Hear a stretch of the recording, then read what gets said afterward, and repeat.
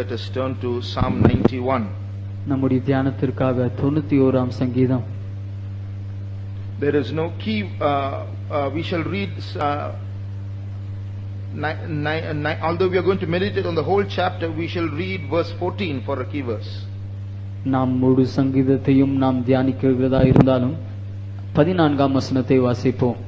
அவன் என்னிடத்தில் வாஞ்சியாயிருக்கிறபடியால் அவனை விடுவிப்பேன், என் நாமத்தை அவன் அறிந்திருக்கிறபடியால் அவனை உயர்ந்த அடைக்கலத்திலே வைப்பேன். Praise the Lord. கர்த்தருக்கு ஸ்தோத்திரம். Before we proceed, நாம் கடந்து செல்வதற்கு முன்பாக, is there anyone here who is going through any form of trial? இங்கே யாராவது ஏதாவது விதமான பரீட்சைகளின் வழியாக செல்கிறவர்கள் இருக்கிறீர்களா? Some sickness, ஒருவேளை சில வியாதியா இருக்கலாம், financial struggles, ஒருவேளை பண பிரச்சனையாக இருக்கலாம், some mental problems, மன ரீதியான பிரச்சனையாக இருக்கலாம். any kind of trial anyone is going through, some reproach or shame, எந்த விதமான பிரச்சனையாக இருந்தாலும், பரீட்சையாக இருந்தாலும், நிந்தையாக இருந்தாலும், அவமானமாக இருந்தாலும், any kind of fear, ஏதாவது விதமான பயமாக இருந்தாலும், sleeplessness, தூக்கம் இல்லாமையாக இருந்தாலும், put up your hands. அப்படிப்பட்டவர்கள் யாராவது இருப்பீர்கள் என்றால் உங்களுடைய கரங்களை உயர்த்துங்கள். Anyone going through any kind of trial, இது போன்ற ஏதாவது விதமான பரீட்சைகளின் வழியாக செல்கிறவர்கள் யாராக இருந்தாலும் உங்களுடைய கரங்களை உயர்த்துங்கள். praise the Lord. Put down your hands, please. கர்த்தருக்கு ஸ்தோத்திரம். This is a beautiful psalm for such people, அப்படிப்பட்டவர்களுக்கு இது ஒரு அருமையான ஒரு சங்கீதம். provided we understand it the way God wants us to understand it. ஆனால் தேவன் நாம் எப்படி இந்த சங்கீதத்தை விளங்கிக் கொள்ள வேண்டும் என்று விரும்புகிறாரோ அந்த விதத்தில் நாம் விளங்கிக் கொள்வோம் என்றால் அது நமக்கு ஒரு அருமையான ஒரு சங்கீதமாய் விளங்கும். There is no life as dangerous as this Christian life. இந்த கிறிஸ்துவ வாழ்க்கையை போன்று அபாயமான ஒரு வாழ்க்கை இல்லை. And there is no life as safe as this Christian life. இந்த கிறிஸ்துவ வாழ்க்கையை போன்றதான பாதுகாப்பான ஒரு வாழ்க்கையும் இல்லை. That seems to be a contradiction. இது இரண்டும் முரண்பாடானதாக தோன்றுகிறது. But the meaning is, in the midst of such great danger, God gives us so much of protection. அதன் அர்த்தம் என்னவென்றால் அவ்வளவு அபாயம் நிறைந்தான அந்த ஒரு கிறிஸ்துவ வாழ்க்கையில் தேவன் அதிகமான ஒரு பாதுகாப்பை நமக்கு தருகிறார். Once an army general, ஒரு முறை ஒரு சேனையின் தலைவன், he was a godless man. அவர் தெய்வனற்ற ஒரு நபர், He was a wicked man. அவர் ஒரு பொல்லாத நபர். But he encountered, this is a real story, he encountered a war where he was. அவர் இருந்ததான இடத்திலே திடீரென்று ஒரு யுத்தத்தை அவர் சந்திக்க நேரிட்டது. I don't remember the place exactly. I think it was the Philippines. அது பிலிப்பீன்ஸ் என்று நினைக்கிறேன், ஆனால் அந்த இடம் எனக்கு சரியாக ஞாபகம் இல்லை. And one day suddenly 6 warplanes were heading towards his city. திடீரென்று அவருடைய பட்டணத்தை நோக்கி 6 யுத்த விமானங்கள், போர் விமானங்கள் அவருடைய பட்டணத்துக்கு நேராக வந்தது. And he knew his city is going to be demolished. அவருடைய பட்டணம் அழிக்கப்பட போகிறது என்று அவர் அறிந்திருந்தார். He was a godless man. He's never prayed. He doesn't know God. அவர் தேவனை அறியாத ஒரு நபர், அவர் இதுவரை ஜெபித்ததும் இல்லை. But somehow he got his hands on this Psalm 91. ஆனால் எப்படியோ அவருக்கு இந்த 91ஆம் சங்கீதம் கிடைத்து விட்டது. One thing he did, he just started reading Psalm 91 loudly as though he was praying. அவர் ஏதோ ஜெபிப்பதை போன்று இந்த 91ஆம் சங்கீதத்தை சத்தமாக வாசிக்க ஆரம்பித்தார். And as he was reading through the psalm, the sounds of the planes drew near. அந்த சங்கீதத்தை அவர் வாசித்துக் கொண்டே இருக்கும் பொழுதே அந்த போர் விமானங்களுடைய சத்தம் அதிகரித்தது. But instead of the planes dropping bombs and going away, the planes landed in the city. ஆனால் அந்த போர் விமானங்கள் எல்லாம் பாம்பு போட்டு குண்டுகளை போட்டுவிட்டு போவதற்கு பதிலாக அந்த பட்டணத்தில் அது இறங்கினது. And all 6 planes landed. 6 விமானங்களும் இறங்கினது. And the pilots got out and approached this general and said, "Sir, we are defecting from our army. We want refuge." அங்கே இருந்ததான பைலட்டுகள் இறங்கி வந்து அவர்கள் சொன்னார்கள், எங்களுடைய சேனையிலிருந்து நாங்கள் வந்திருக்கிறோம், தப்பி வந்திருக்கிறோம், எங்களுக்கு பாதுகாப்பு வேண்டும் என்றார்கள். So see how when he thought he was going to die, suddenly unexpected protection came. அவர் மரிக்க போகிறோம் என்று நினைத்துக் கொண்டிருந்ததான நேரத்தில் எதிர்பாராத விதத்தில் எப்படி பாதுகாப்பு வந்தது என்று பாருங்கள். Whether you or I know this psalm by heart, The devil knows it because he quoted it to Jesus. இந்த சங்கீதம் உங்களுக்கும் எனக்கும் மனப்பாடமாக தெரிகிறதோ இல்லையோ, ஆனால் பிசாசுக்கு இது தெரியும். அவன் இயேசுவுக்கு இந்த வசனங்களை எடுத்து சொல்கிறான். If thou be the Son of God, cast thyself down, for it is written, He shall give His angels charge over thee, that they might bear thee up, lest thou dash thy foot against a stone. நீர் உண்மையில் தேவனுடைய குமாரனாய் இருப்பீர் என்றால் உம்மை கீழே தாழ தள்ளிக்கொள்ளும். ஏனென்றால் உம்முடைய பாதங்கள் கல்லில் இடராதிருக்கும்படி தெய்வ தூதர்களை உங்கள் பாதங்களை ஏந்தி கொள்ள கட்டளையிடுவேன் என்று எழுதியிருக்கிறதே என்றான். So the devil knew that verse by heart. அதனால் பிசாசுக்கு அந்த வார்த்தை மனப்பாடமாக தெரிந்திருந்தது. This verse, this psalm is so full of activity and so full of danger. இந்த சங்கீதம் முழுமையாக செயல்கள் நிறைந்ததாகவும் அபாயம் நிறைந்த ஒரு சங்கீதமாகவும் இருக்கிறது. We see pestilence, இங்கே கொள்ளை நோயை பார்க்கிறோம், we see snare, கன்னிகளை பார்க்கிறோம், we see destruction, அழிவை பார்க்கிறோம், we see arrows flying, அம்புகள் பறக்கிறதை பார்க்கிறோம், we see terrors in the night, இரவில் பயங்கரத்தை பார்க்கிறோம், we see thousands and 10,000s falling. 1000 பேரும் 10000 பேரும் விழுவதை பார்க்கிறோம். So it's a we see, and there are so many animals also here. பலவிதமான மிருகங்களையும் இங்கே பார்க்கிறோம். We see serpents and lions. சர்ப்பங்களையும் சிங்கங்களையும் பார்க்கிறோம். So it's a psalm with so much of danger in it. அதிகமான அபாயம் நிறைந்த ஒரு சங்கீதமாக இது இருக்கிறது. At the same time, அதே நேரத்தில் hidden amidst all this danger is so much of safety. இந்த எல்லா அபாயத்துக்கும் மத்தியில் மறைந்து அதிகமான பாதுகாப்பு இருக்கிறது. He is my refuge. அவர் என்னுடைய அடைக்கலமாய் இருக்கிறார். There shall no evil befall thee. உனக்கு எந்த தீங்கும் நேரிடாது. It shall not come nigh thee. அது உன்னை அணுகாது. He shall give his angels charge over thee. அவருடைய தூதர்களை உனக்கு அவர் கட்டளையிடுவார். I will set him on high. அவனை நான் உன்னதத்திலே வைப்பேன். I will be with him in trouble. அவருடைய பிரச்சனையில் நான் அவரோடு கூட இருப்பேன்.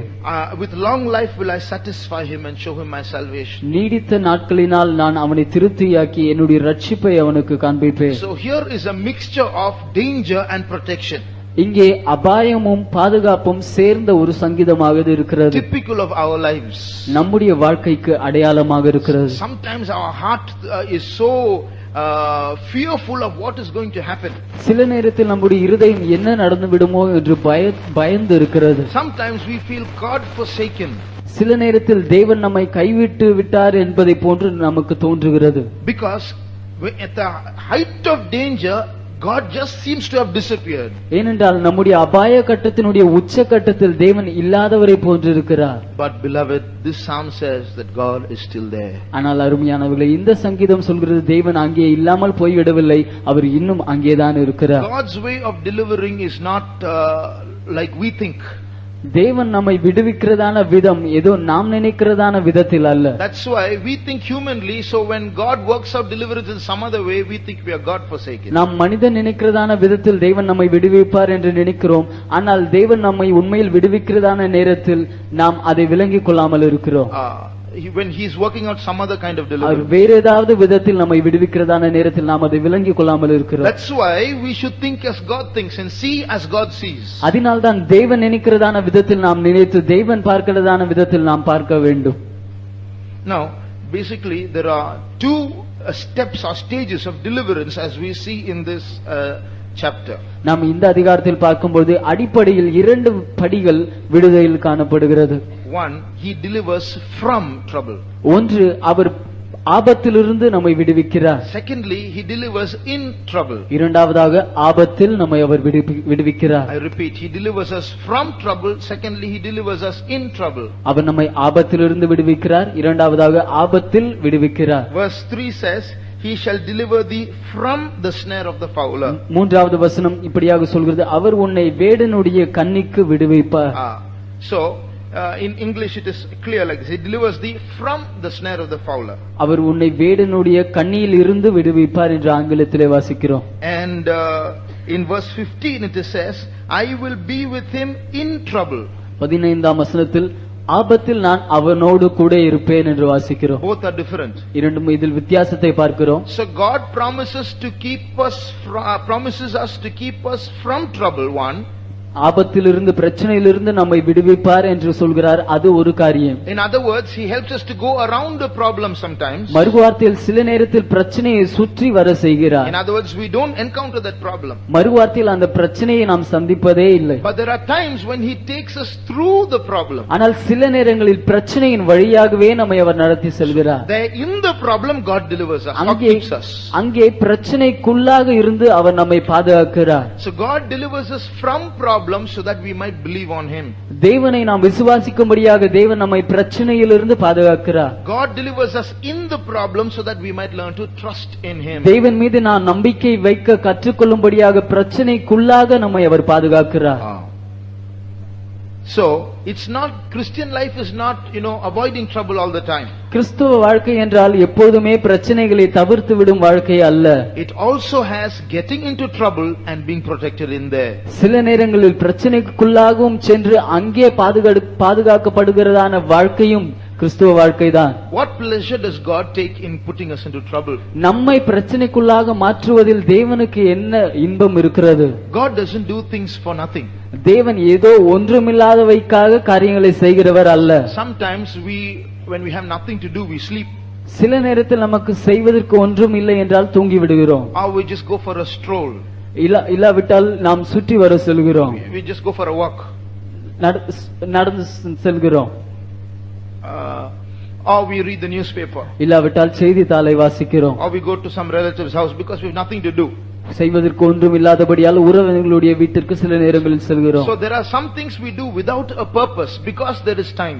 சில நேரத்தில் நாம் காரணம் இல்லாமல் நோக்கம் இல்லாத சில காரியங்களை செய்கிறோம். ஏனென்றால் நமக்கு செய்வதற்கு ஒன்றும் இல்லாதபடியால் அப்படி செய்கிறோம். But God never does things like that. ஆனால் தேவன் ஒருபோதும் அவர் காரியங்களை அப்படி செய்வதே இல்லை. Everything he does is with a purpose. அவர் செய்வதெல்லாம் ஒரு நோக்கத்தோடு தான் அவர் செய்கிறார். Everything he allows in our life is with a purpose. நம்முடைய ஜீவியத்தில் வாழ்க்கையில் அவர் அனுமதிக்கிறதான ஒவ்வொன்றும் ஒரு நோக்கத்தோடு காரணத்தோடு தான் அவர் அனுமதிக்கிறார். So all those who lifted up their hands, remember, God has permitted that problem, that trial with a purpose. அதனால் உங்களுடைய கரங்களை உயர்த்தினதான அனைவரும் தேவன் உங்களுடைய வாழ்க்கையில் அந்த பிரச்சனையை பரீட்சையை ஒரு நோக்கத்தோடு தான் அனுமதித்திருக்கிறார் என்பதை நீங்கள் நினைவில் கொள்ள வேண்டும். Here we read of a variety of dangers. இங்கே பலவிதமான ஆபத்துகளை பற்றி நாம் வாசிக்கிறோம். One is the snare of the fowler. ஒன்று வேடனுடைய கண்ணி என்று வாசிக்கிறோம். What is that? அது என்ன?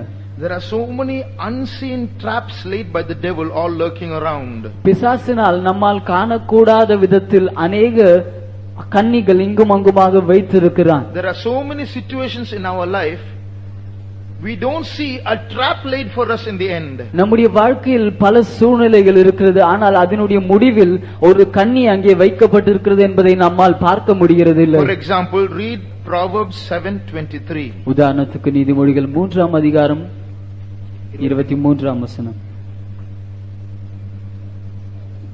7ஆம் அதிகாரம் 23ஆம் வசனம். 7:23. 7ஆம் அதிகாரம் 23ஆம் வசனம். ஒரு குருவி தன் பிராணனை வாங்கும் கண்ணை அறியாமல் அதில் விழ தீவிரிக்கிறது போலவும் அவளுக்கு பின்னே போனான். அம்பு அவன் ஈரலை பிளந்தது. Like a bird hasteth to its snare, not knowing that it is a snare, that it is going to die. ஒரு குருவி அது எப்படி ஒரு கண்ணியை நோக்கி, அது ஒரு கண்ணி என்று தெரியாமலே, அது மரிக்கப் போகிறது என்று தெரியாமலே அது நோக்கி செல்வதை போன்று. This speaks of carnal sins. இது மாம்சீகமான பாவங்களை பற்றி பேசுகிறது. The devil will sometimes subtly attract us through our own desires and make us fall into traps which we don't realize. பிசாசு சில நேரங்களிலே நம்முடைய சொந்த வாஞ்சைகளை வைத்து சில பாவங்களுக்குள்ளாக நம்முடைய வாஞ்சைகள் மூலமாக இழுத்து நம்மை அதில் விட செய்கிறான். But like Balaam's donkey tried to keep Balaam away from danger, sometimes God also will give us a blow to keep us away from those traps. ஆனால் பிலேயாமினுடைய கழுதை எப்படி பிலேயாமை ஆபத்திலிருந்து பாதுகாக்கும்படியாக அது அந்த நேரத்தில் அது கிரியை செய்ததோ, அதே போன்று சில நேரத்தில் நம்மை ஆபத்திலிருந்து பாதுகாக்கும்படியாக சில நேரங்களில் சில அடி கொடுக்கிறார் தேவன். Sometimes we will meet with an accident. We don't realize if we had gone ahead, we would have met danger. சில நேரத்தில் நாம் ஒரு விபத்துக்குள்ளாகிறோம். நமக்கு தெரியாத, ஒருவேளை அந்த விபத்தை தாண்டி நாம் சென்றிருப்போம் என்றால் ஒரு அபாயத்துக்குள்ளாக நாம் சென்றிருக்கலாம். So God permits an accident or a physical trouble to prevent us from spiritual trouble which is eternally dangerous. விபத்துக்குள்ளாக தேவன் நம்மை மாற்றுகிறார். இல்லாவிட்டால் சில நேரத்தில் சரீர பிரகாரமான பிரச்சனைக்குள்ளாக மாற்றுகிறார். அதன் காரணம் என்னவென்றால் அதை காட்டிலும் பெரிதான ஆவிக்குரிய பிரச்சனைக்குள்ளாக நாம் சென்று அது நித்தியமான ஆபத்தை நமக்கு உண்டு பண்ணிவிடாது இருக்கும்படியாக அப்படி செய்கிறார். So God prevents us or protects us from the snare of the fowler. வேடனுடைய கண்ணியிலிருந்து தேவன் நம்மை பாதுகாக்கிறார். And he protects us from the noisome pestilence. அவர் பாழாக்கும் கொள்ளை நோயிலிருந்து அவர் நம்மை பாதுகாக்கிறார். That means there are sometimes dangers which will attack a whole city. சில நேரத்தில் ஒரு ஆபத்து அது முழு பட்டணத்தையும் அது தாக்குகிறதாக இருக்கும். Like that there are some plagues. For example, now there is something called a bird plague or something going on now.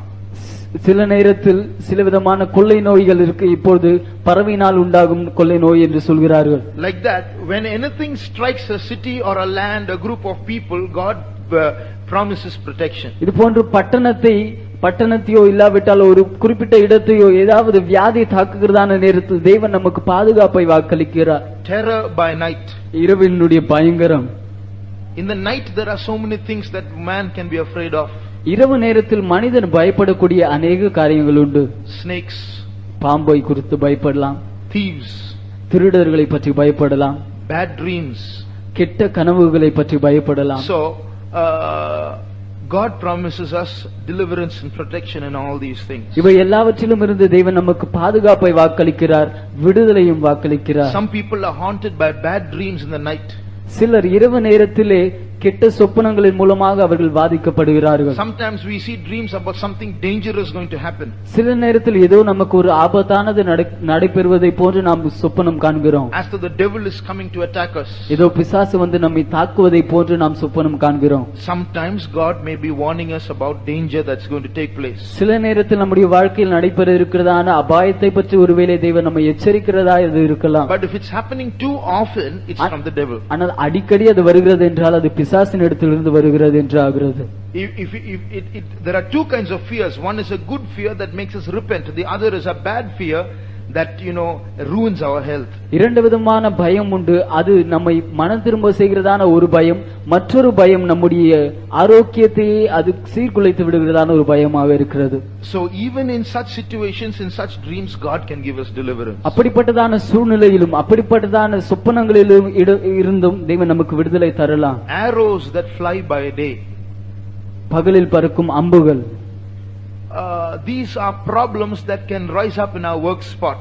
இவையெல்லாம் நம்முடைய வேலை இடத்தில் நடைபெறுகிறதான பிரச்சனைகளாக இருக்கலாம். Sudden problems that come. திடீரென்று நம்முடைய வேலை இடத்தில் வருகிறதான பிரச்சனைகள். But God is our protection and promises protection even in such situations. ஆனால் அப்படிப்பட்டதான சூழ்நிலையில் தேவன் நமக்கு பாதுகாப்பை வாக்களிக்கிறார். அவர் நம்முடைய பாதுகாப்பாக இருக்கிறார். Pestilence in darkness. இருளில் நடமாடும் கொள்ளை நோய்கள். The Egyptians suddenly in the middle of the night found dead bodies in their house. எகிப்தியர்கள் திடீரென்று அவர்கள் இரவில் எழுந்து பார்க்கும்போது அவர்களுடைய வீட்டில் மரித்த சரீரங்களை பார்த்தார்கள்.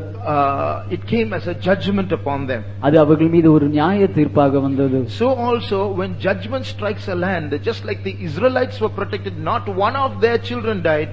God promises us protection from untimely deaths. இது போன்ற நியாய தீர்ப்பு விதிக்கப்படுகிறதான நேரத்தில் எப்படி இஸ்ரவேலர்களுடைய ஒரு பிள்ளையும் மரிக்காது இருந்ததை போன்று தேவன் இது போன்று நம்மையும் பாதுகாக்கிறார். காலத்திற்கு முன்பே நம்மை மரிக்காதபடி அவர் நம்மை பாதுகாக்கிறார். Destruction at noonday.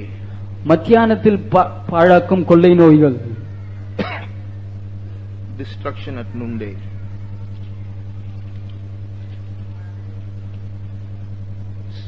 Sixth verse. மத்தியானத்தில் பாழாக்கும் சங்காரத்திற்கும். So what is this? இது என்ன? This can be diseases caused by extreme heat. இது அதிகமான சூட்டினால் உண்டாகிறதான வியாதிகளாக இருக்கலாம். Whatever might happen to others, God promises us protection. மற்றவர்களுக்கு என்னதான் ஆனாலும் தேவன் நமக்கு பாதுகாப்பை வாக்களிக்கிறார். God has provided a place of security. தேவன் ஒரு பாதுகாப்பின் இடத்தை நமக்கு தந்திருக்கிறார். It's called the secret place of the Most High. அது உன்னதமானவருடைய மறைவிடம் என்று அழைக்கப்படுகிறது. What is the secret place? இந்த மறைவிடம் எது? It is the presence of God. அது தேவனுடைய சமூகம். Slowly we will see how we can develop or grow in that secret place. அந்த மறைவிடத்தில் நாம் எப்படி வளரலாம் என்பதை நாம் மெதுவாக பார்க்கலாம். Now there are about 3 or 4 stages in this secret place. இந்த மறைவிடத்தில் 3-4 படிகள் இருக்கிறது. First of all, this psalm introduces the secret place to us. முதலாவதாக இந்த சங்கீதம் இந்த மறைவிடத்தை நமக்கு அறிமுகப்படுத்துகிறது. So usually when we are in trouble, we can't see any refuge. பொதுவாக நாம் பிரச்சனையில் இருக்கிறதான நேரத்தில் எந்த விதமான அடைக்கலத்தையும் நம்மால் பார்க்க முடியாது. But this psalm has a message that in every trial of our life there is a secret place where we have protection. ஆனால் நம்முடைய வாழ்க்கையினுடைய ஒவ்வொரு பரீட்சையிலும் ஒரு மறைவிடம் இருக்கிறது, அங்கே நமக்கு பாதுகாப்பு இருக்கிறது என்பதை இந்த சங்கீதம் நமக்கு வெளிப்படுத்துகிறது. Just like in the eye of a storm there are no clouds, there is no heavy wind, you can see the stars above, you can see the clear sky. Even so, in the middle of all our troubles, if we can discover the presence of God, there we can be close to God, we can maintain our joy. எப்படி ஒரு புயலினுடைய கண்ணில் அந்த இடத்தில் நாம் தெளிவாக வானத்தை பார்க்கக்கூடியதாக இருக்கிறதோ, எப்படி தெளிவாக நட்சத்திரங்களை பார்க்கக்கூடியதாக இருக்கிறதோ, அங்கே காற்று ஏதும் இல்லாமல் இருக்கிறதோ, அதே போன்று நம்முடைய பிரச்சனைகளின் மத்தியில் தேவனுடைய சமூகத்தை நம்மால் கண்டுபிடிக்க கூடும் என்றால் அங்கே நமக்கு பாதுகாப்பு உண்டு. You are in the center of the storm, the eye is in the center of the storm, but you don't feel the storm. புயலின் கண் புயலினுடைய மத்தியில் தான் இருக்கிறது, ஆனால் புயலை நம்மால் அங்கே பார்க்க முடியாது. The psalmist had discovered such a secret place, and so he's introducing that secret place to a person, any person going through any trial. இந்த சங்கீதக்காரன் அப்படிப்பட்டதான ஒரு மறைவிடத்தை அவன் கண்டிருக்கிறான். அதனால் எந்த விதமான பரீட்சைக்குள்ளாக போகிறதான நபர்களாக இருந்தாலும் அவர்களுக்கு இந்த மறைவிடத்தை அவன் அறிமுகப்படுத்துகிறான். So people who murmur and blaspheme and backslide during trials are those who have not discovered that secret place. ஆனால் பரீட்சைகளின் நேரத்தில் முறுமுறுத்து பின்மாறி தேவனண்டையிலிருந்து பின்வாங்கி போகிறதான ஜனங்கள், தேவனை தூஷிக்கிறதான ஜனங்கள், இந்த ரகசியமான மறைவிடத்தை தேவனுடைய சமூகத்தை கண்டடையாத ஜனங்கள்.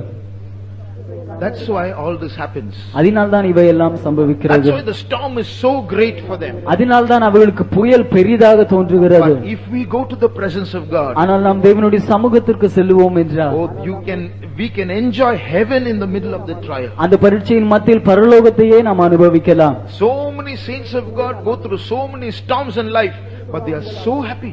அநேக தேவனுடைய பரிசுத்தவான்கள் அவர்களுடைய வாழ்க்கையில் அநேக புயல்களின் வழியாக செல்கிறார்கள். அப்படி இருந்தாலும் அவர்கள் அதிக சந்தோஷமாக இருக்கிறார்கள். So many other people of God go through so many storms in life and they are so sad, dejected, fed up of life. ஆனால் அநேக தேவனுடைய பிள்ளைகள் மற்ற அநேகர் அவர்கள் அநேக பரீட்சைகளின் வழியாக சென்று அவர்களுடைய வாழ்க்கையை அவர்கள் வெறுத்தவர்களாக துக்கமுடையவர்களாக இருக்கிறார்கள். The reason is one group has found the presence of God, the other group has not found the presence of God. அதற்கு காரணம் என்னவென்றால் அந்த ஒரு கூட்டத்தார் அவர்கள் தேவனுடைய சமூகத்தை கண்டடைந்து இருக்கிறார்கள், மற்ற கூட்டத்தாரோ அவர்கள் தேவனுடைய சமூகத்தை கண்டடையாது இருக்கிறார்கள். Now there is a beautiful verse in the Bible which says we should seek after God and at least feel after Him.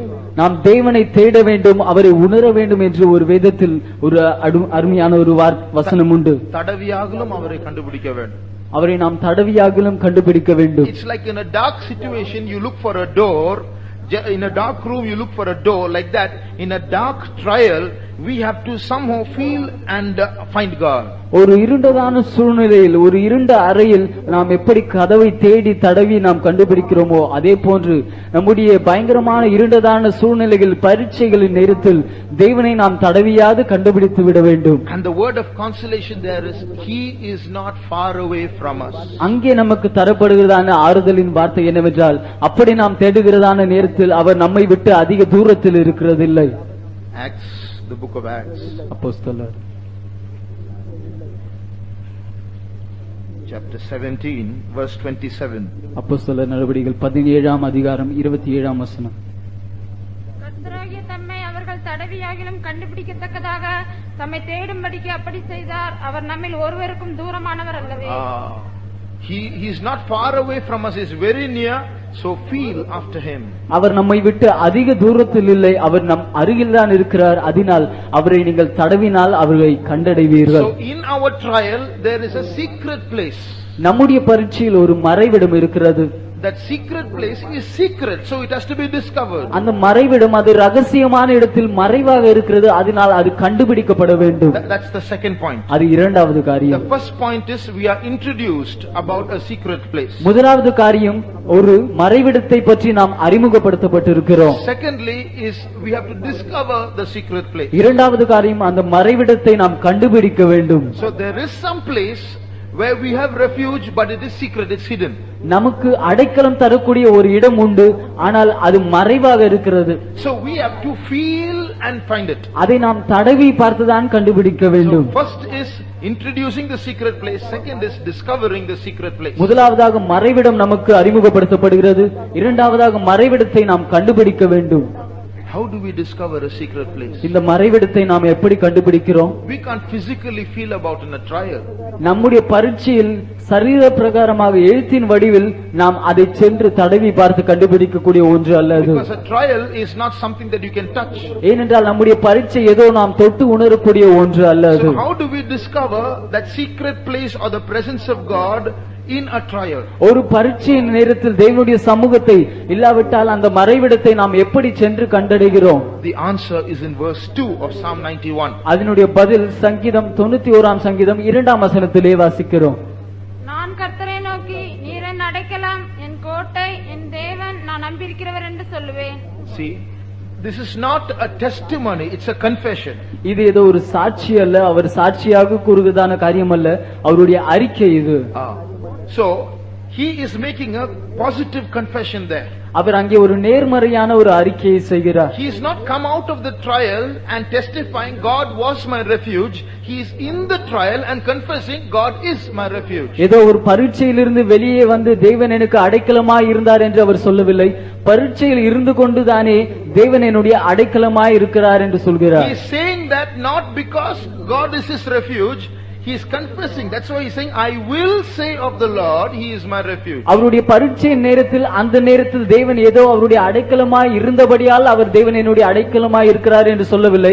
ஆனால் தேவன் என்னுடைய அடைக்கலமாய் இருப்பார் என்று நான் அவரை பற்றி சொல்லுவேன் என்கிறார். சொல்லுவேன், I will say. So it's a confession. He has not yet discovered God, but he is confessing it. அதுவரை அவர் தேவனை கண்டுபிடிக்கவில்லை, ஆனால் அவரை கண்டடைவேன் என்று அறிக்கையிடுகிறார். So by making such a confession in our trial, we can find God. நம்முடைய பரீட்சையில் இப்படிப்பட்டதான அறிக்கைகளை எல்லாம் நாம் செய்வதன் மூலமாக தேவனை நாம் கண்டடையலாம். So when we make positive and healthy confessions in our trial, நம்முடைய பரீட்சை நேரங்களில் ஆரோக்கியமான நேர்மறையான இப்படிப்பட்டதான அறிக்கைகளை நாம் செய்யும் பொழுது, that's the act of feeling for God. அதுதான் தேவனை நாம் உணரும்படியாக நாம் அவரை தடவி தொட்டு பார்க்கிறதான ஒரு காரியமாக இருக்கிறது. So when we confess the right confession and say, I will say that he is my refuge, I will trust in him, by that we are feeling about to find God. சரியான அறிக்கையை நம்முடைய பரீட்சைகளின் நேரத்தில் சரியான அறிக்கையை செய்து அவர் என்னுடைய அடைக்கலமாய் இருக்கிறார், அவர் என்னுடைய கோட்டையாய் இருக்கிறார் என்று நாம் இப்படி அறிக்கை செய்யும் போது அவரை நாம் கண்டடைகிறோம். கண்டடைவதற்கு தடவி பார்க்கிறோம். அவரை நாம் தடவி பார்க்கிறோம். We have not yet found him. அவரை நாம் இதுவரை கண்டடையவில்லை. But to discover him in that trial, we have to feel for him by making such a confession. அந்த பரீட்சையில் நாம் அவரை கண்டடையும்படியாக இப்படிப்பட்டதான அறிக்கைகளை செய்து நாம் அவரை தேடுகிறோம். We have to feel for him. அவரை நாம் தடவி பார்க்க வேண்டும். So a time will come when we keep making these confessions, we will suddenly discover God. இப்படிப்பட்டதான அறிக்கைகளை நாம் தொடர்ந்து செய்து கொண்டே இருக்கும்போது ஒரு நேரம் வரும்போது நாம் கடைசியாக தேவனை கண்டடைவோம். The consolation, he is not far away from us. இங்கே நமக்கு வருகிறதான ஆறுதலினுடைய வார்த்தை என்னவென்றால் அவர் நம்மை விட்டு அதிக தூரத்தில் இல்லை. So he is very near us even in our trials. நம்முடைய பரீட்சைகளின் நேரத்திலும் அவர் நமக்கு மிக அருகில் தான் இருக்கிறார். So though he is so near, yet because of our unbelief and because of our lack of spiritual intelligence to feel after him, we lose him in our trials. நம்முடைய பரீட்சைகளின் நேரத்தில் அவர் நமக்கு மிக அருகில் இருந்தும் நம்முடைய அவிசுவாசத்தின் காரணமாக ஆவிக்குரிய அறிவு குறைந்திருக்கிறபடியினால் நாம் நம்முடைய பரீட்சைகளில் அவரை கண்டடையும் அவரை தடவி பார்க்க முடியாதவர்களாக இருக்கிறோம். தடவி கண்டுபிடிக்க முடியாமல் இருக்கிறோம். So we feel and finally discover him through positive confession. நாம் அவரை தடவி பார்த்து கடைசியாக நம்முடைய நேர்மறையான அறிக்கைகளின் மூலமாக அவரை கண்டடைகிறோம். So first is the secret place. முதலாவதாக மறைவிடம். Secondly, discovering the secret place. இரண்டாவதாக மறைவிடத்தை நாம் கண்டுபிடிப்பது. Beloved,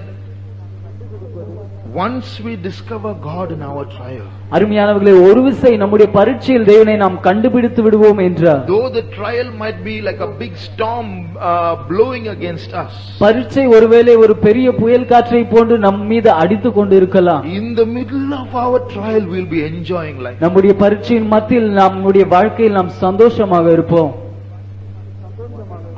I remember one young boy met with a terrible accident a few years ago.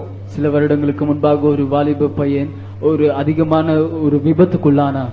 He didn't break any of his bones, but he had a lot of scars all over his face and body. எலும்புகள் எதுவும் உடையாமல் இருந்தாலும் அவருடைய சரீரத்திலும் அவருடைய முகத்திலும் அதிகமான காயங்கள் உண்டாயிருந்தது. So he was struggling even to speak because all around his mouth there were injuries. அவருடைய வாயை சுற்றி அடிபட்டிருந்தபடியால் பேசவும் முடியாமல் இருந்தார். So I asked him, how do you feel? உங்களுக்கு இப்போது எப்படி இருக்கிறது என்று நான் அவரிடம் கேட்டேன். He said, I am enjoying all my injuries. என்னுடைய காயங்களை எல்லாம் நான் காயங்களில் நான் சந்தோஷமாக இருக்கிறேன் என்றார். He said, I am enjoying myself. நான் சந்தோஷமாக இருக்கிறேன் என்றார்.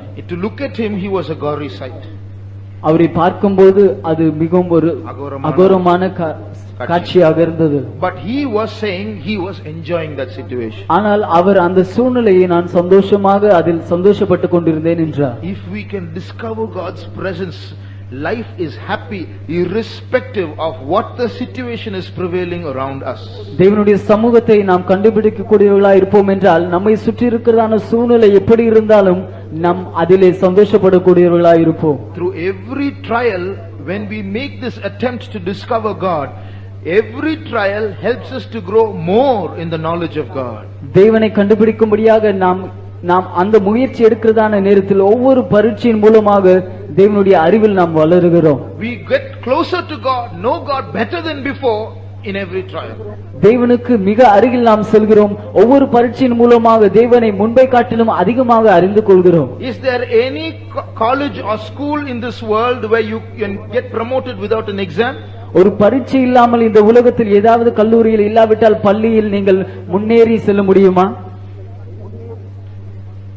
Such a school will not bring out good students. ஒருவேளை அப்படிப்பட்ட பள்ளி இருந்தால் அங்கே நல்ல மாணவர்கள் தேர்ச்சி பெற்று வர மாட்டார்கள். A student is branded good based on the marks in the exam. ஒரு மாணவன் அவன் நல்ல ஒரு மாணவன் நன்றாக படிக்கக்கூடியவன் என்பது அவனுடைய பரீட்சையில் அவனுடைய தேர்வை பொறுத்துதான் இருக்கிறது.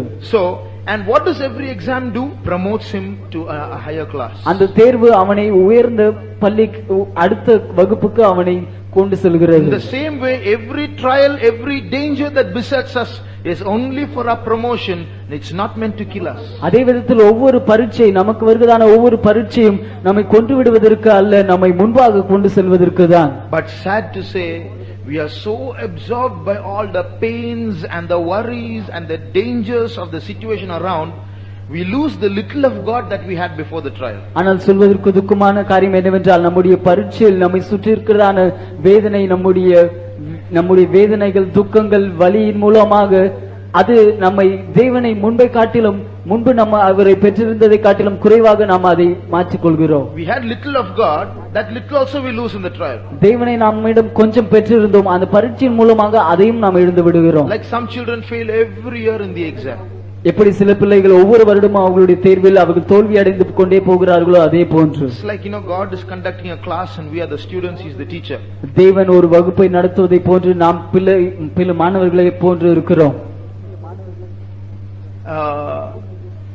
A school rejoices when there's 100% of passing. 100% அங்கே தேர்ச்சி பெறுவார்கள் என்றால் அந்த பள்ளியில் இருப்பவர்கள் சந்தோஷப்படுகிறார்கள். But in many of our God's exams where he conducts exams for us, we all fail. ஆனால் தேவனுடைய अनेक தேர்வுகளில் அவர் நமக்கு தேர்வு நடத்துகிறதான நேரத்திலும் अनेक தோல்வி அடைகிறோம். But beautiful, he shall neither faint nor be discouraged. ஆனால் அருமையான காரியம் என்னவென்றால் அவர் சோர்ந்து போகிறதில்லை, அவர் அதைரியப்படுகிறதில்லை. He's got a class full of only bad students. and yet he is not discouraged. அவருடைய வகுப்பில் எல்லாம் மோசமான மாணவர்கள் தான் இருக்கிறார்கள். அப்படி இருந்தாலும் அவர் அதைரியப்பட்டு போகிற தேவன் அல்ல. Our trial is finding God in our trial. நம்முடைய பரீட்சையில் தேவனை நாம் கண்டுபிடிப்பதுதான். God's trial is in getting us to pass in our trial. தேவனுடைய பரீட்சை நம்முடைய பரீட்சையில் நாம் தேர்ச்சி பெற செய்வதுதான். So all our trials are trials for him also. நம்முடைய பரீட்சைகள் எல்லாம் அவருக்கும் பரீட்சைதான். Thirdly, மூன்றாவதாக, first is the secret place. முதலாவதாக மறைவிடம். That's the presence of God. அது தேவனுடைய சமூகம். Secondly, discovering the secret place by positive confession. இரண்டாவதாக நேர்மறையான அறிக்கைகளின் மூலமாக இந்த மறைவிடத்தை நாம் கண்டுபிடிப்பது.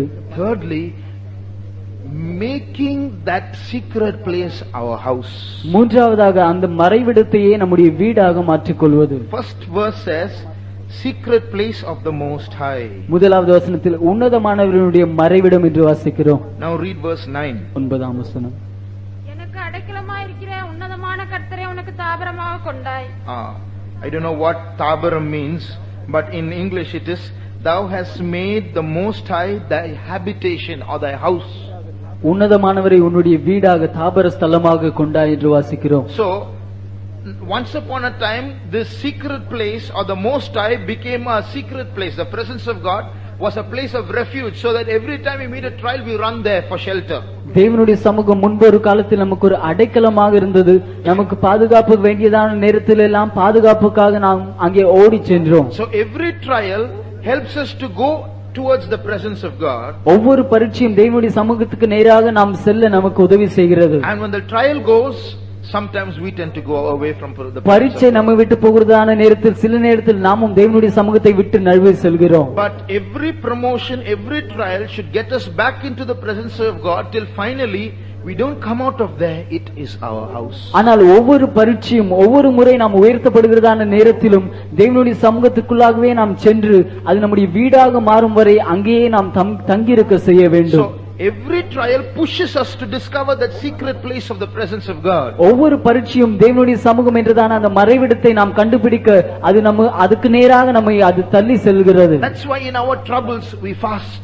அதனால்தான் நம்முடைய பிரச்சனைகளின் நேரத்தில் நாம் உபவாசிக்கிறோம். And at times of trial we come for the fasting prayer, we come for all the meetings. நம்முடைய பிரச்சனைகளின் நேரத்தில் எல்லா கூட்டங்களுக்கும் வருகிறோம், உபவாச ஜெபங்களுக்கு வருகிறோம். Sometimes we go and spend our time in the 24 hours prayer chain. சில நேரத்தில் 24 மணி நேர ஜெப சங்கிலியில் சென்றும் நாம் ஜெபிக்கிறோம். But when the trial stops, that will stop also. ஆனால் பரீட்சைகள் எல்லாம் நிற்கும்போது அதுவும் நின்று விடுகிறது. But at growth will come when that becomes our house. The presence of God is our house, our residence. ஆனால் நம்மில் ஒரு வளர்ச்சி வரும், அப்பொழுது அந்த நேரத்தில் தேவனுடைய சமூகம் நம்முடைய வீடாகவே மாறிவிடும். And after that the trial doesn't have to push us to the presence of God because we are already there. அதன் பின்பு பரீட்சைகளின் மூலமாக நாம் தேவனுடைய சமூகத்திற்கு நாம் தள்ளப்பட வேண்டிய அவசியம் இல்லை.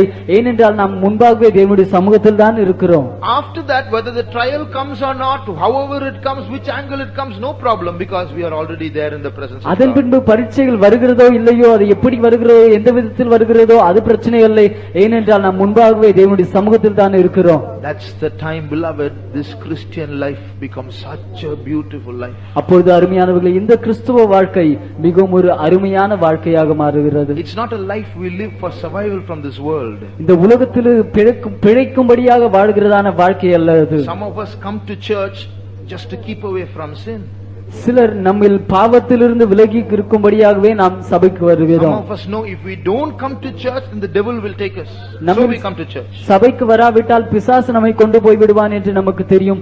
அதனால் நம்மில் சிலர் சபைக்கு வருகிறோம். Some of us are coming to church because we know we have to get caught up at the coming of the Lord. If we are left behind, there will be a great tribulation we have to face. So we come to church. கர்த்தருடைய வருகைக்கு நாம் போக வேண்டும். கர்த்தருடைய வருகையில் போகாவிட்டால் நாம் உபத்திரவத்தை சந்திக்க வேண்டும்.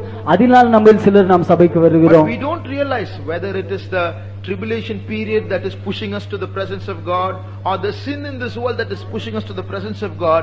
There is something that can pull us to the presence of God. ஆனால் உபத்திரவ காலமோ இல்லாவிட்டால் இந்த பூமியில் இருக்கிற பாவத்தின் காரணமாகவோ நாம் இந்த தேவனுடைய சமூகத்திற்கு தள்ளப்படுகிறோம் என்பதை காட்டிலும் தேவனுடைய சமூகத்திற்கு இழுக்கக்கூடிய தேவனுடைய சமூகத்திற்கு இழுக்கக்கூடிய ஒரு காரியத்தினால் நாம் தேவனுடைய சமூகத்திற்கு தள்ளப்படுகிறோம். That's the excitement or the joy in the presence of God. அதுதான் தேவனுடைய சமூகத்தில் இருக்கிறதான சந்தோஷம்.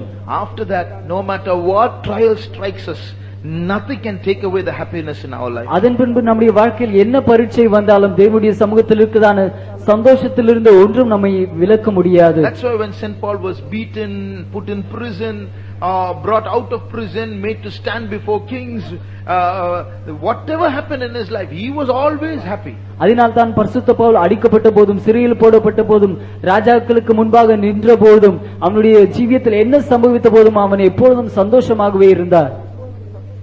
He sang songs in prison. அவர் சிறையில் இருந்து கொண்டே பாடல்களை பாடினார்.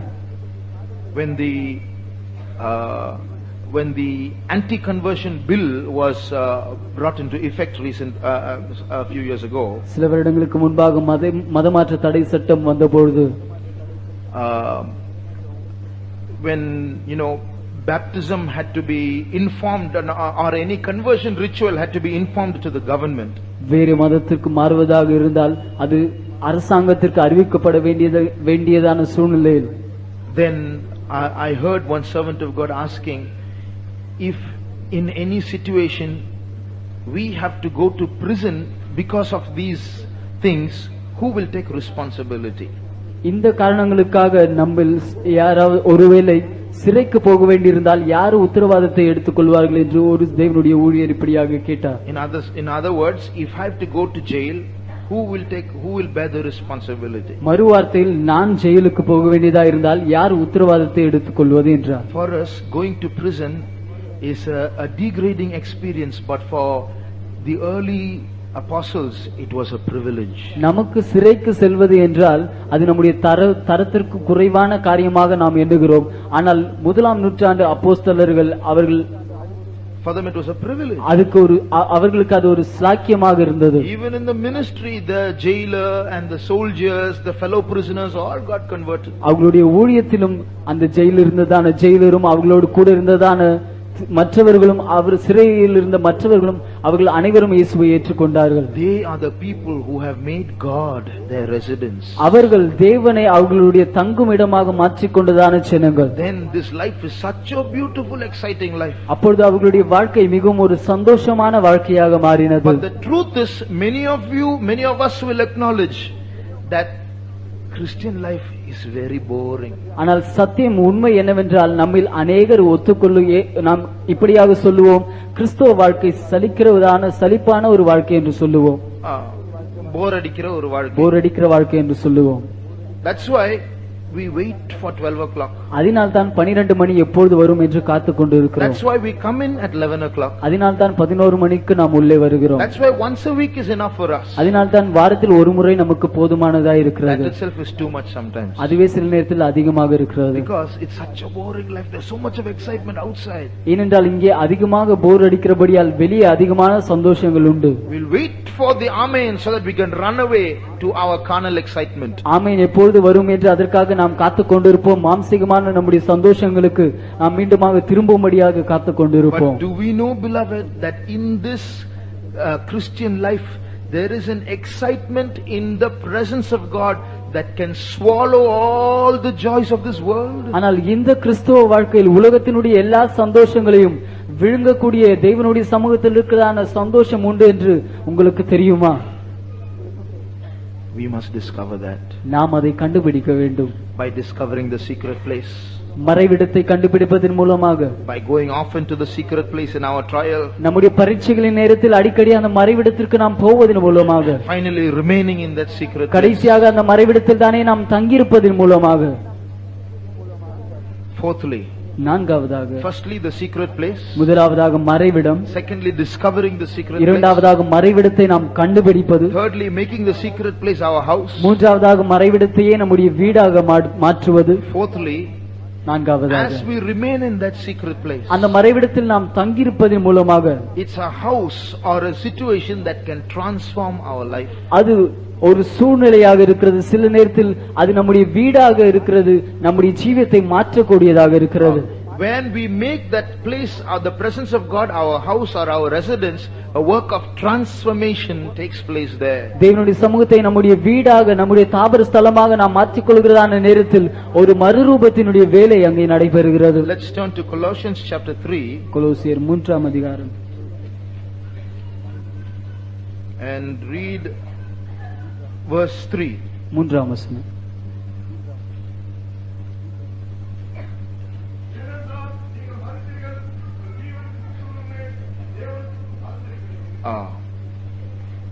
See, here we see our life is hidden with Christ in God. நம்முடைய ஜீவன் தேவனுக்குள்ளே கிறிஸ்துவுக்குள் மறைந்திருக்கிறது. See, that மறைந்திருக்கிறது itself shows that there's a secret place there. In God there is a secret place. தேவனுக்குள்ளே மறைந்திருக்கிறது என்று சொல்லும்போது அங்கே ஒரு மறைவிடம் இருப்பதை நாம் பார்க்கிறோம். And who is there in God in that secret place?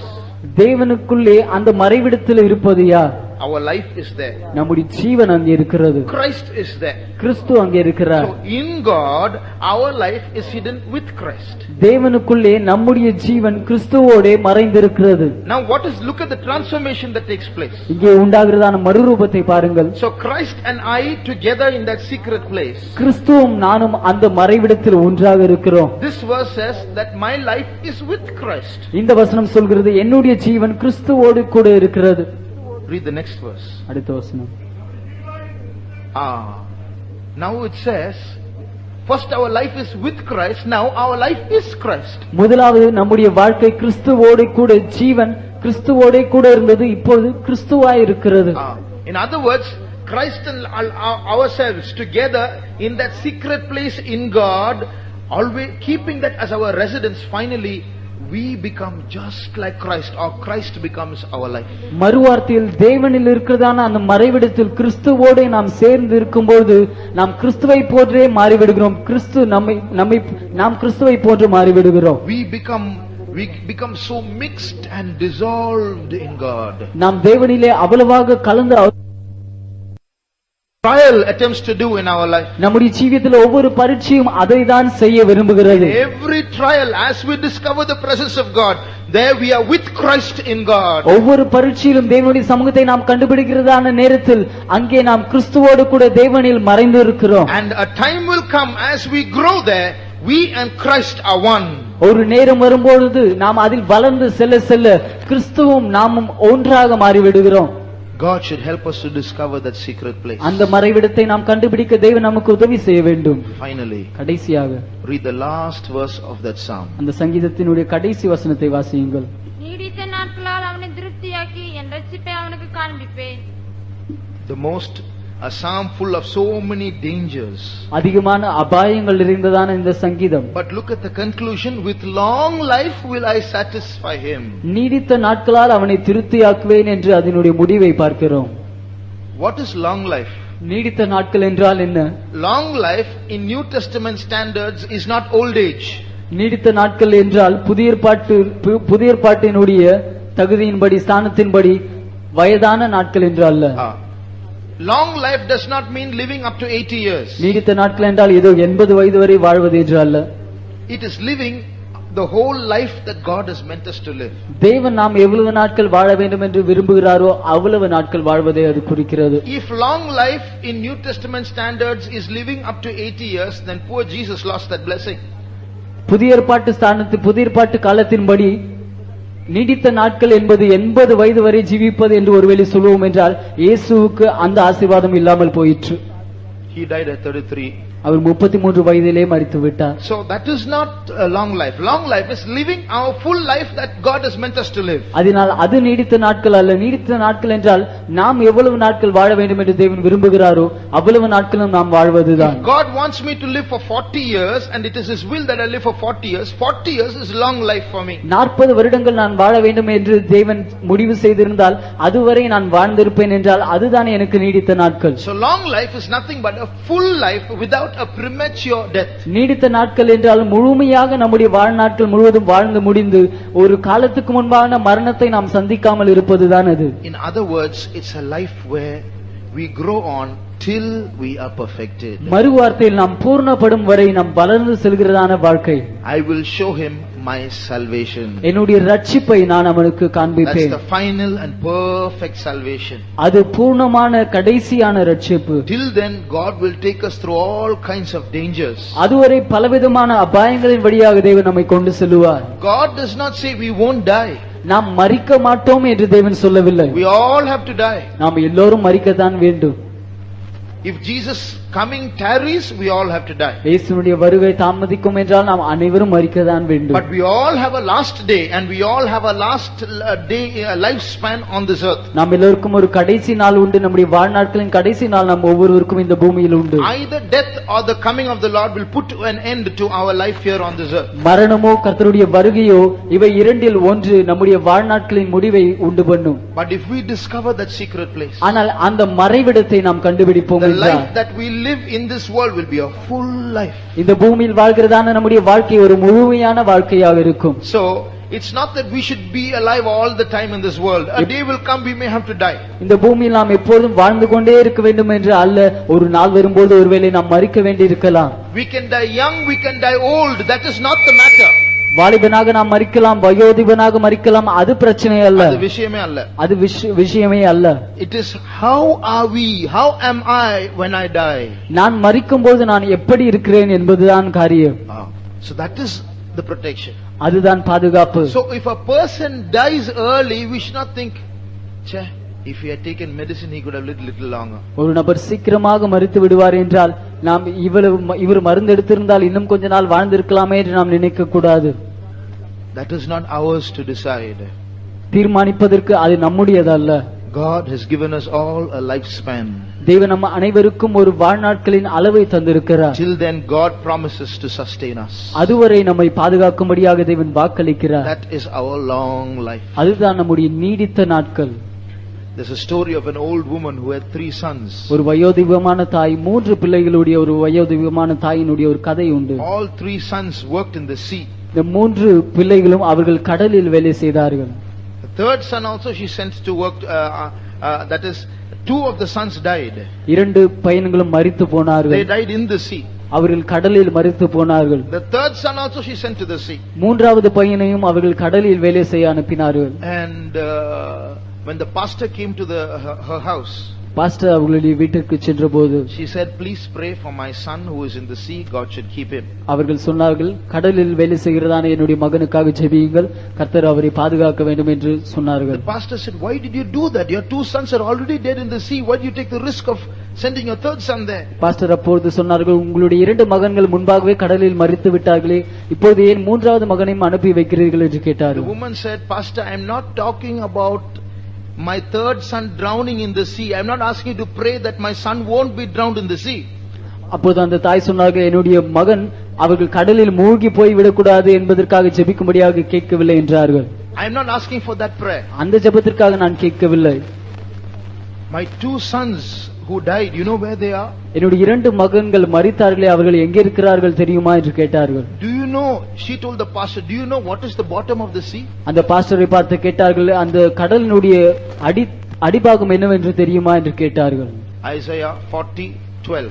ஏசாயா 40ஆம் அதிகாரம் 12ஆம் வசனம்.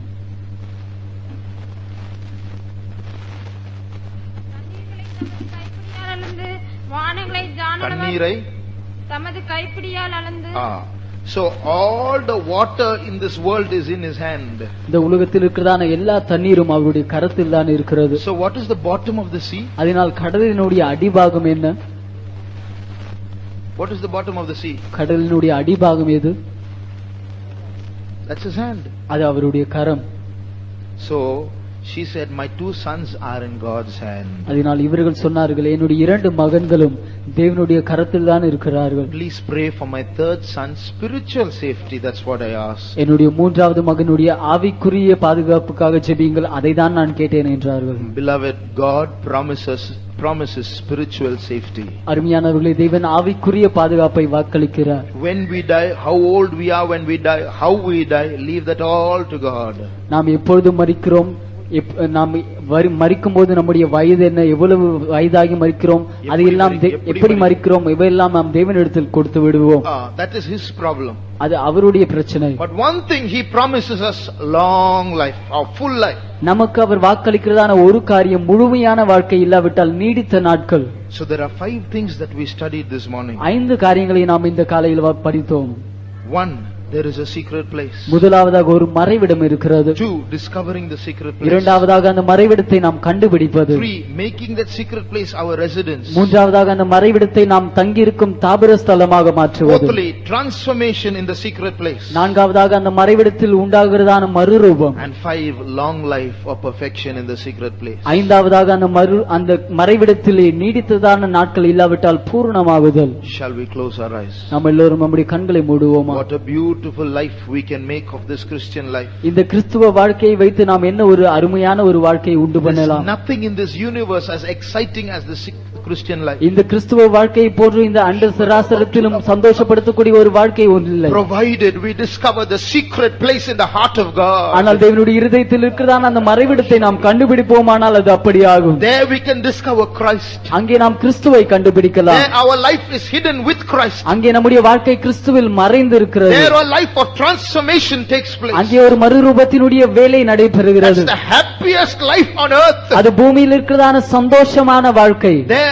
such people will come forward and testify not after the trial but in the middle of the trial. அங்கே அப்படிப்பட்டவர்கள் பரீட்சை முடிந்த பின்பு வந்து சாட்சி சொல்ல மாட்டார்கள். பரீட்சையின் போதே, பரீட்சையின் மத்தியில் தானே அவர்கள் சாட்சி சொல்லுவார்கள். They will not come here and pray for they will not come here and ask people to pray for the deliverance. They will come and confess how exciting life is in the middle of all their trials. விடுதலை வேண்டும் அதற்காக ஜெபித்துக் கொள்ளுங்கள் என்று அவர்கள் இங்கே வந்து ஜனங்களிடம் கேட்க மாட்டார்கள்.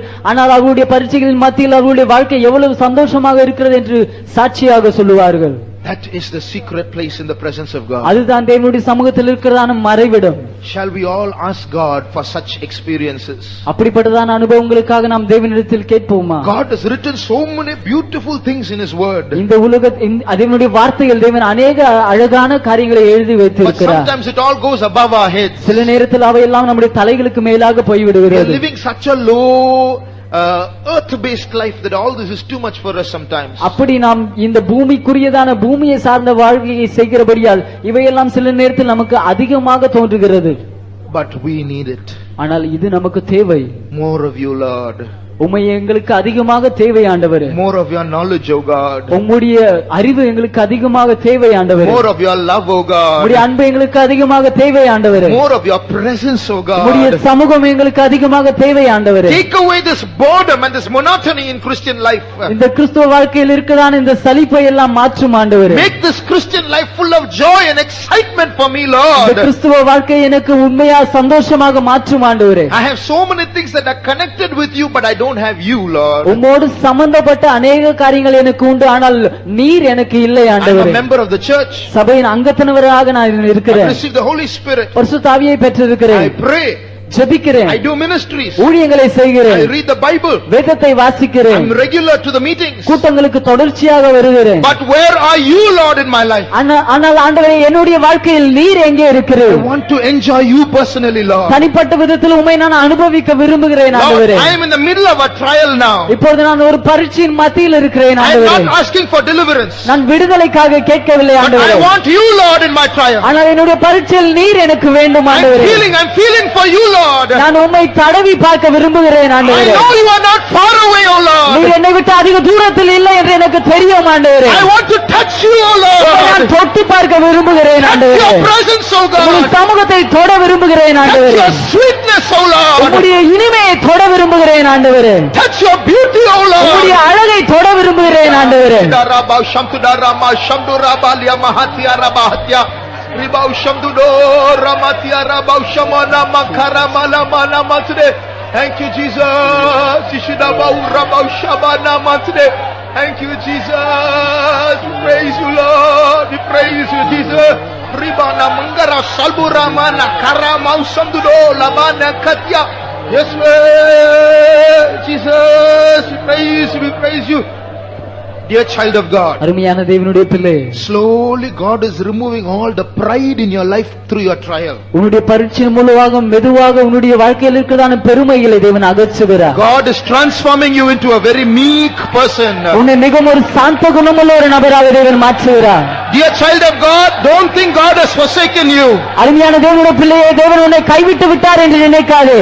He is with you in the trial. உன்னுடைய பரீட்சையில் அவர் உன்னோடு கூட தான் இருக்கிறார். Very near you. உன்னுடைய மிக அருகில் அவர் காணப்படுகிறார். Humble yourself. Humble yourself. உன்னை நீயே தாழ்த்து And go to Him. அவரிடத்திலே போ. Touch Him. அவரை தொட்டு பார். He is very near you. அவர் உனக்கு மிக அருகில் இருக்கிறார்.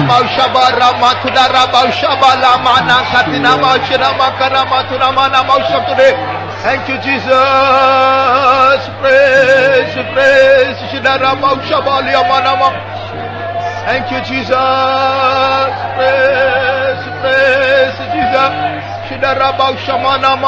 Today, Jesus. Praise, Jesus. Thank you, Jesus. Thank you, Jesus. Give us an excitement of life, oh God. Give us an excitement of life, oh God. Jesus. Praise Jesus. Praise the Lord. Thank you, Jesus. Thank you, Jesus. Praise, we praise you. Thank you, Lord. Praise, we praise, we praise you, Jesus. Praise, Jesus. உன்னதமானவரே. Thank you, Jesus.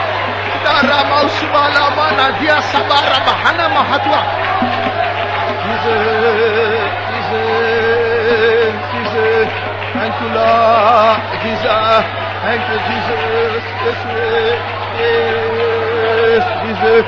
Thank you, Lord. Shidaraba Shakatia Karama Shana Makalama Tiakatia Kara. Jesus. Jesus. Jesus. Jesus. Thank you, Lord. Jesus. Thank you, Jesus. Praise, praise, praise, praise, praise, Jesus.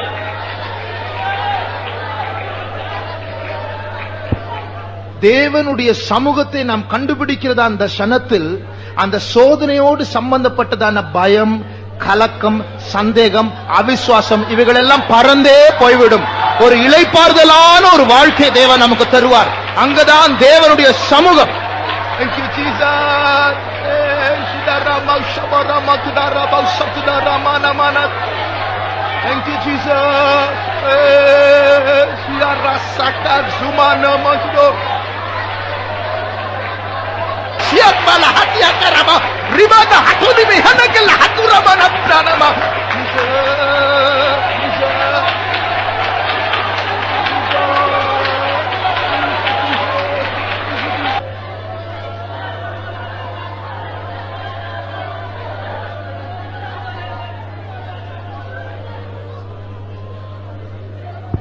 கர்த்தருடைய சமூகத்துக்காக நாம் கர்த்தரை ஸ்தோத்திரிப்போம்.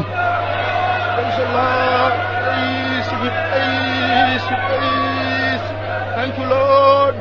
அவருடைய சமூகத்தில் பெரிய பாதுகாப்பு உண்டதற்காக ஸ்தோத்திரிப்போம். Thank you, Lord. Praise, praise, praise. அவருடைய சமூகத்தில் பெரிய இளைப்பாறுதல் உண்டதற்காக ஸ்தோத்திரிப்போம். Thank you, Lord. Praise, praise. அவருடைய சமூகத்தில் பெரிய சந்தோஷம் உண்டதற்காக ஸ்தோத்திரிப்போம்.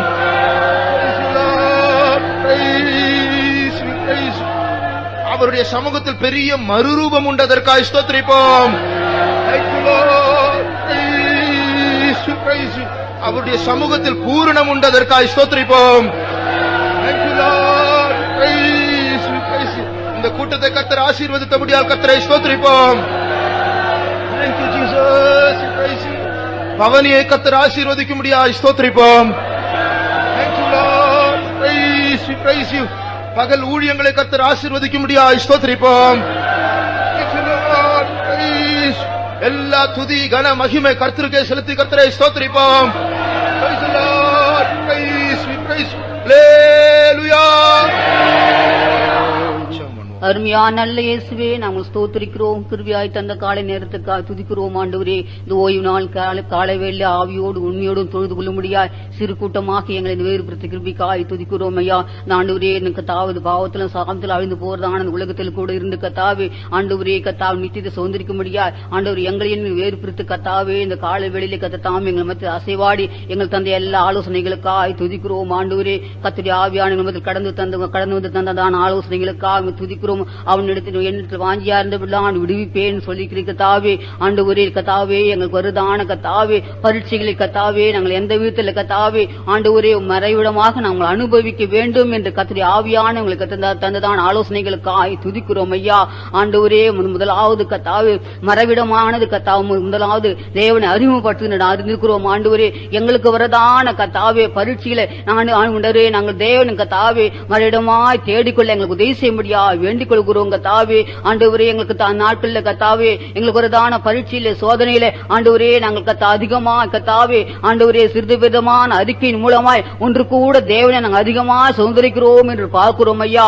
அது நிமித்தமாய் கத்தாவே அதிகமான கத்தாவே அனுபவத்துக்குள்ளே நாங்கள் கடந்து போகிறோம் என்று பார்க்கிறோம் ஆண்டவரே. இன்னுமாக கத்தாவே இந்த ஆண்டவரே கத்தாவே தேவனை அதிகமாக நாங்கள் அனுபவிப்பது மூலமாய் ஆண்டவரே ஒரு வீடாக நாங்கள் கத்தாவே நாங்கள் அனுபவிக்கிறோம் என்று பார்க்கிறோம் ஆண்டவரே. அது மட்டுமில்ல கத்தாவே அதிகமாக கத்தா தேவனை நாங்கள் கத்தாவே நெருங்கும் போது எங்களுக்குள்ள ஒரு மறுரூபத்தின் வேலை நடக்கிறது என்று பார்க்கிறோம் ஐயா.